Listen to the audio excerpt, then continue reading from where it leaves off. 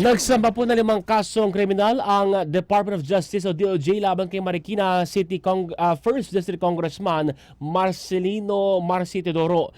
Ayon sa tagapagsalita ng DOJ na si Polo Martinez, 4 na counts ng sexual assault at 1 count ng acts of lasciviousness ang inihain kaugnay ng insidenteng kinasasangkutan ng 2 babaeng pulis na dating security personnel ni Teodoro. September noong nakaraang taon ang reklamo po ng 2 pulis si Teodoro para sa kanilang paglabag sa acts of lasciviousness at rape by sexual assault.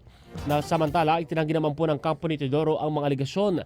Ayon po sa kanyang legal counsel na si Attorney Alma Malonga, tinatanggap ng mababatas ang pagkakataong magdinig sa korte ang kaso laban sa kanya dahil hanggat hindi umano ito nadidinig, magpapatuloy lamang ang paninira sa kanya. Dahil pa nito, kinestyon nila ang umano'y resolusyong hindi nilabas ng kaparehong DOJ panel na nagsagawa ng investigasyon at tumagal ng higit 7 buwan.